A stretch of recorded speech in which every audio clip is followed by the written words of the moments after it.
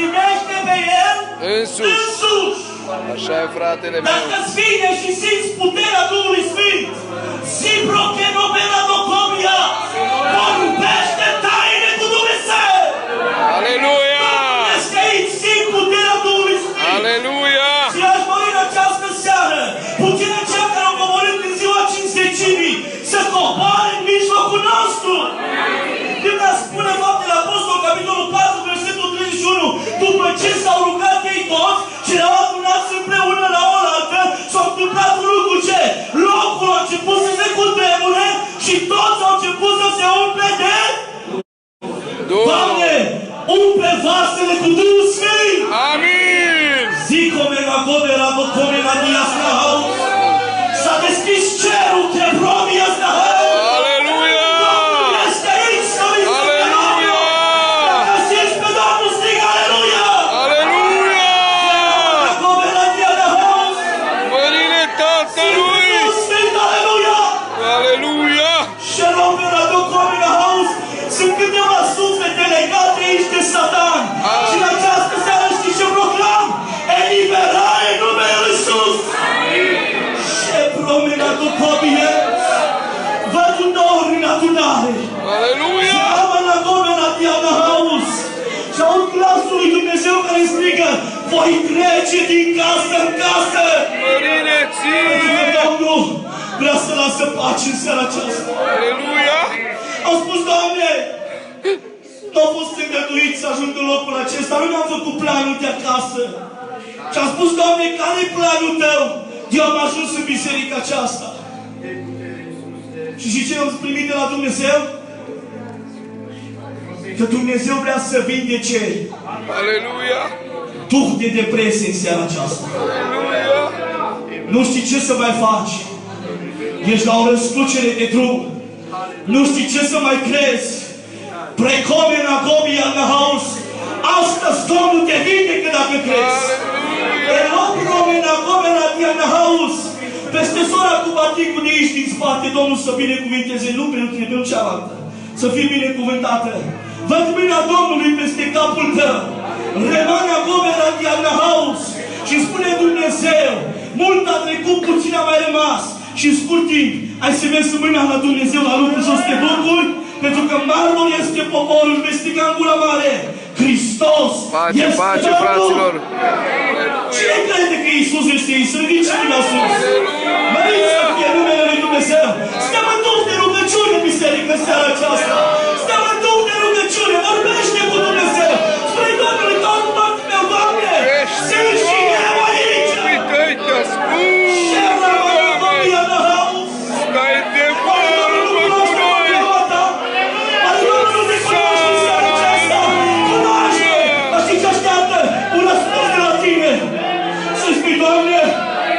Oprește-te și în dreptul meu!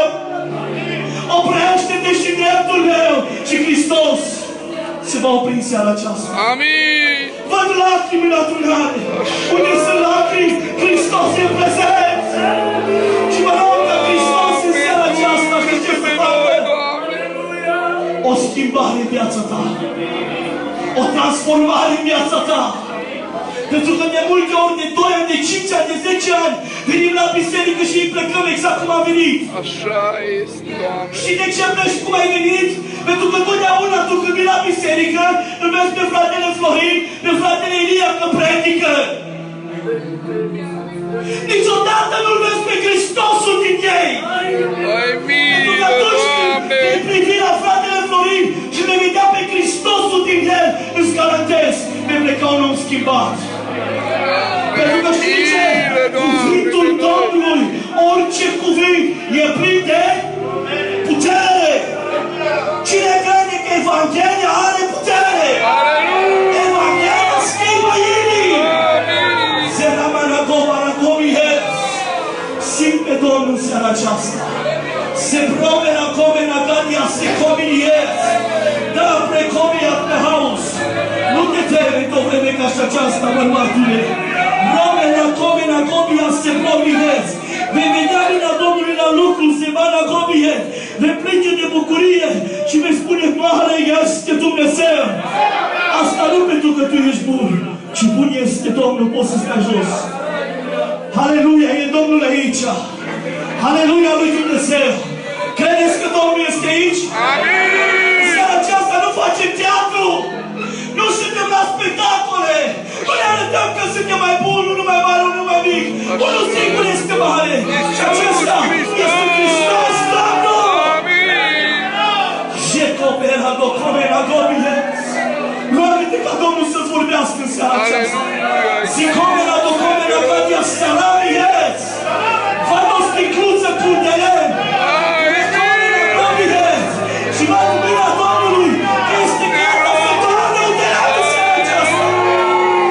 Șera Domnina Domnului, aud glasul Domnului, aud glasul Domnului, îmi spune, deschideți inima. Seara aceasta este seara ta. Sera mea, Domnina Domnului, judeci cu judecata de pleca acasă. Să deschizi inima. Ne pleca plin de pace, ne pleca plin de bucurie, pentru că aici e prezent Dumnezeu. Cineva să spună aleluia! Aleluia! Cineva să strige glorie! Glorie ție, Doamne! Recanotocomia! Te rugăm, Iisus! Repede că nu am timp! Sângele Domnului Iisus Hristos! Știi ce are putere să facă? Să vindece, Doamne! Primul lucru este spre iertarea păcatelor. Matei 26, versetul 28. Acesta este sângele cel nou. Sângele legământului care este spre iertarea păcatelor. Mărit să fie Domnul. Amin. Credeți că Domnul Iisus Hristos în seara aceasta poate să lase iertare în dreptul tău? Aleluia! De ce nu mai simți pe Dumnezeu? Pentru că între tine și Dumnezeu s-a pus un zid de despărțire. Știi de ce nu mai simți pe Dumnezeu? Că Biblia mea spune așa, că Dumnezeu stă împotriva celor mândri, dar celor smeriți Dumnezeu le dă har. Aleluia! Vrei să primești har? Amin! Vrei să primești ungere? Amin! E timpul să te smerești înaintea lui Dumnezeu. Aleluia! Aleluia! Știi ce mai face sângele Domnului Iisus Hristos? Te curăță, dragul. 1 Ioan, capitolul 1, versetul 7. Și pe tine, frate Abel, și pe tatăl tău. Are putere sângele lui Iisus Hristos să ne curățească de orice. Doamne, curățește ochii noștri. Amin. Nu știu unde ai privit luna aceasta. Nu știu pe ce site-uri murdare. Nu știu ce ai văzut pe Facebook-ul ăla. Nu știu precomena copieți. Nu știu ce vezi pe stradă. Dar știu un singur lucru. Când îți întorci privirile spre El, te luminezi de bucurie. Fața nu ți se umple de rușine. De ce? Privirea ta e îndreptată la El. A început Petru și a început să spune, Doamne Iisuse, dacă ești Tu, poruncește să vii pe ape. Și ce-a zis Iisus? Vino, Petre. A umblat Petru pe apă. A umblat la cum de ce? Privirea lui Petru era la Iisus. Dar când a început să se uite în stânga și în dreapta, zice Biblia că au căzut unde? În mare. Marea simbolizează lumea, dragul meu. Slăvit să fie numele Domnului. Când privirea ți-e îndreptată spre alte lucruri, niciodată să nu te mai aștepți la binecuvântare. Niciodată să nu te mai aștepți la pace. Privirea ta ca creștin, ca copil al lui Dumnezeu, trebuie să fie îndreptată spre Hristos. Timpul se duce, dragii mei. A început Eva, prima femeie, să se uite spre pom. Și a început să intre păcatul în lume. Întrebarea pentru popor. Unde ți este îndreptată într-o vreme ca și aceasta privirea? Hristos. Aleluia lui Dumnezeu! Când va veni Iisus, nu te va întreba cum ai fost acum 5 ani, 10 ani, 20 de ani. Te întreabă cum ești acum. Cum este relația ta cu Dumnezeu? Știi ce face dracu? vine și îți pune bancnota de 500 de euro pe ochi și te face să nu mai vezi ce? Masa Domnului! Te face să nu mai vezi cina Domnului! Asta face diavolul. Și pe mulți ne înșală. Ne înșală, dragii mei, și pentru că nu cunoaștem Scriptura, nu cunoaștem glasul lui Dumnezeu, de multe ori suntem amăgiți, ca Ștefan. Zero menagonie. Câte hotărâri ai luat fără Dumnezeu? De câte ori ai spus Dumnezeu, Doamne, dacă lucrezi la cauza aceasta, promit că o să te slujești toată viața. Așa-i, Domnul a lucrat, dar juruința nu ți-ai împlinit, zice Domnul. Recome la comina comiles, se rabie in the house, e come la comia la vii in the house. Văd în clipa aceasta, slăvit să fie numele Domnului, că sticluța aceea, Dumnezeu începe să toarnă unde e proaspăt. Și copia la comina comiles, regala comia la vasina house. Harul meu este plin de dă peste el. Tu trebuie să ai un lemn proaspăt în vasul tău ca să poți să birui în lumea aceasta plină de păcat. Slăvit să fie Domnul! Amin! Vreau să închei cu o pildă, slăvit să fie numele lui Dumnezeu. Tot legat despre sângele lui Iisus Hristos. Și să știți că sângele lui Iisus Hristos face niște lucruri extraordinare. Sângele lui Iisus Hristos te iartă. Sângele lui Iisus Hristos te curăță. Sângele lui Iisus Hristos te eliberează. Prin sângele lui Iisus Hristos spune Biblia că ne-au apropiat de acela care El este Dumnezeu. Măriți să fie numele Domnului. Auzi ce te apropie de Dumnezeu. Sângele Lui. Mulți nepocăiți spune, vreau să mă apropii de Domnul. Dar cum te apropii dacă nu stai pe la masă? Cum? Că cel ce te apropie de Dumnezeu este sângele Lui. Pentru că noi n-am fost răscumpărați cu bani sau cu argint, ci cu sângele scump al Mielului. Mielul fără cusur. Și eram în acome la masă în haus. Au început soldatul roman să străpunche. Unde? În coastă. Și din coasta lui au început să curgă ce? Apa și sânge. Și astfel a luat loc biserica, naștere. Ai milă, Domnule! Slăvit să fie Domnul! Amin! Putem da o glorie lui Dumnezeu? Mărimea lui Dumnezeu? Trăiască numele Domnului! Trăiască răul de pe Golgota! Se rămână acopere la mia în haus! Aud îngerii lui Dumnezeu cum strigă, Aleluia! Aleluia! Se comet în acopere la față de la haus! Dragii mei, sunt vremurile de pe urmă și în această seară tu și eu avem nevoie de trezire. E nevoie de trezire, slăvit să fie numele Domnului. Destul am fost amăgiți de diavol. Ce-ți dă o țigară? Ce-ți dă o bar de băutură? Ce-ți dă o femeie stricată? Ce-ți dă? Și ce face? Îți dă plăceri de o clipă și îți spune bucuria eternă. Vrea cineva să laude pe Domnul? Lăudați să fie Domnul! Amin! Măriți să fie Domnul! Amin! Nu te mai lăsa amăgit de diavol, dragul meu! Slăviți să fie numele Domnului! Ascultați! Erau doi prieteni. Și unul dintre prietenii aceștia, unul dintre ei era pocăit. Celălalt era nepocăit. Și celălalt care era nepocăit, în vremea aceea a început să fie foarte rău. Deci a vomitat tot timpul și a început să vomite, dragul meu, deja nu mai vomita, a început să vomite sânge, îi dădea sânge pe gură. Și când a văzut prietenul lui ăsta pocăitul, imediat a sărit în mașină și l-a dus la spital. Când a ajuns la spital, ceva important, doctorul de acolo a început să spună medicul, auzi, îmi pare rău, dar prietenul tău a pierdut prea mult sânge. A pierdut prea mult sânge și are nevoie neapărat de sânge ca să poate să mai trăiască, dragul meu. Că fără sânge, omul fizic nu poate să trăiască. După cum creștinul, fără sângele Domnului, zice Biblia că dacă nu e trupul și sângele Domnului, nu ai viață. Tot așa și omul fără sânge nu poate să trăiască. Mărit să fie Domnul. Amin. Și au început să caute medici și sângele compatibil cu sângele omului aceluia. Și au început să caute pe la toate spitalele. Nu s-a găsit. Și starea omului din ce în ce mai s-a agravat. Mai ele au fost. Și atunci prietenul lui ăsta care îl iubea, că Biblia spune Proverbe, un prieten adevărat în nenorocire ajunge cum?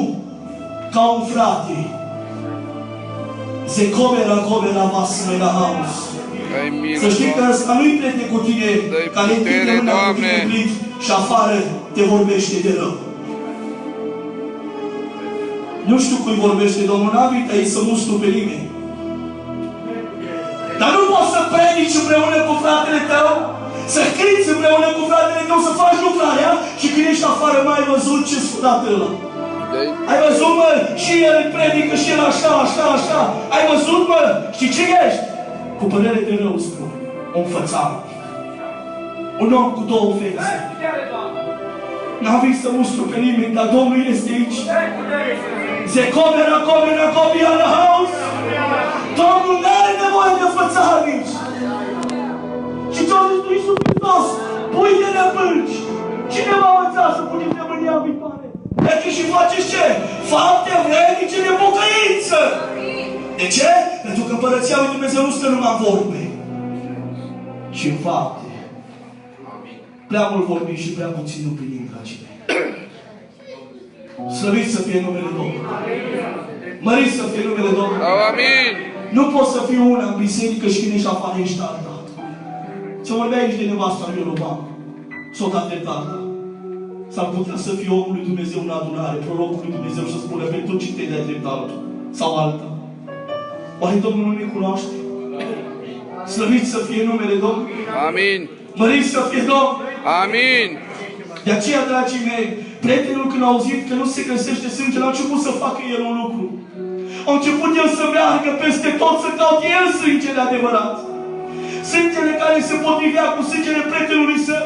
Și a început să meargă peste tot unde era sânge, unde știa el. S-a informat peste tot. Și într-un final a umblat pe la spitale, pe la tot. Și s-a găsit un sânge. Erau niște pungi cu sânge, dragii mei. Și sângele acela, într-adevăr că se potrivea cu sângele prietenului său, după mult timp de căutare. Dar ceva interesant, când toate era ok, o venit doctorul și a spus, auzi, sângele acesta se potrivește cu sângele prietenului tău. Dar îmi pare rău. Ce, domn doctor? Sângele acesta a expirat. Nu mai este valabil. Mărit să fie numele Domnului. Amin. Lăudat să fie numele Domnului. Amin. Supărat merge omul acesta acasă pentru că nu a găsit sânge și știa că prietenul lui moare. O, slăvit să fie numele Domnului. Și a început să facă omul acesta ceva. Pentru că era pocăit. O venit înaintea lui Dumnezeu. Și vreau să te treci pe tine. Când ultima oară ai stat înaintea Domnului? Când ultima oară ai stat de vorbă cu Dumnezeu? Pocăința nu e numai naturale. Pocăința nu e numai aici 2 ore, 3 ore, că vii și predici, cânti și pleci acasă și altarul în casa ta este dărâmat. Asta nu este pocăință. Pocăința adevărată trebuie să ai legătura ta cu cerul. Când? În fiecare zi. Aleluia! Aleluia! În Franța. Au venit înaintea lui Dumnezeu și a început să iei relația sa, convorbirea sa cu Dumnezeu și a început să intre în legătură cu el și a spus, Doamne, ce fac? Te-am un răspuns, prietenul meu va muri. Și Dumnezeu i-a amintit. I-a amintit un lucru important. Că există un sânge care n-are dată de expirare. Sângele lui Iisus Hristos. Aleluia! Care au fost valabil acum 2000 de ani aproape și e valabil și ziua de azi. Spune cu toți, aleluia! Aleluia! Aleluia lui Dumnezeu! Aleluia! Și a început să meargă la spital și a început să spună prietenului, să auzi, am contat peste tot sângele tău. Nu s-a găsit niciunde, dar auzi, Dumnezeu mi-a spus ceva, ce? Există un sânge care astăzi este valabil pentru tine. Dacă îl vei primi pe Dumnezeu în viața ta, ca Domn și Mântuitor, sângele acesta are putere să ce? Să te vindece! Crede cineva că sângele Domnului mai vindecă? Amin! Se pune în acobila. Auziți ce spune Domnului?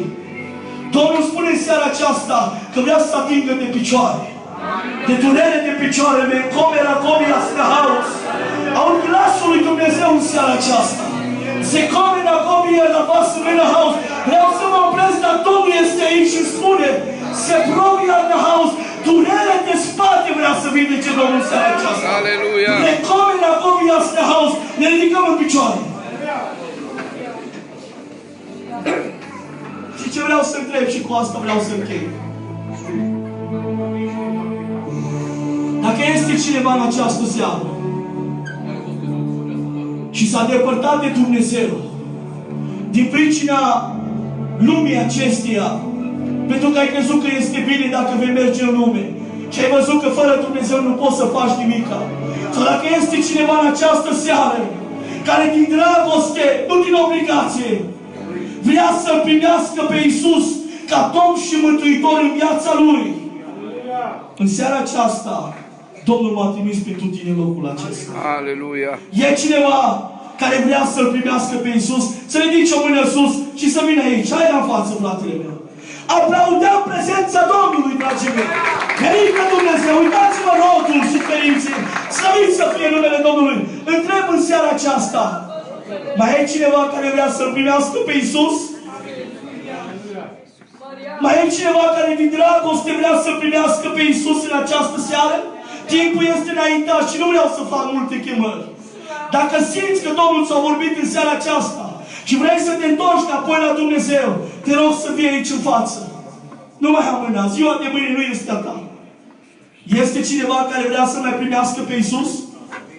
Aplaudăm din nou prezența Domnului. Amin. Să fie numele Domnului. Amin. Nu ne aplaudăm pe noi, dragii mei. Noi nu suntem nimica. Cel ce lucrează nu-i Luci sau Ilie. E Iisus Hristos. Mai e cineva în această seară care vrea să primească pe Iisus? Vrea cineva să se mai întoarcă la Dumnezeu? Să vină aici în față. Nu pleca fără Iisus din locul acesta. Sunt trimis pentru tine în locul acesta. Pentru tine care ai căzut. Care oamenii s-au uitat către tine și au spus: nu mai este iertare. Astăzi sunt trimis pentru tine să spun: Domnul te iartă. Dacă te mărturisești, vine înaintea Domnului sincer și te căiești, Domnul te iartă. Dacă nu mai este nimeni,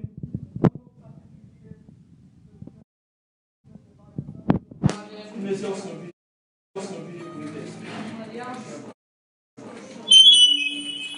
Domnul să binecuvânteze pe fratele el, rog să fie în față dacă nu mai avem timp.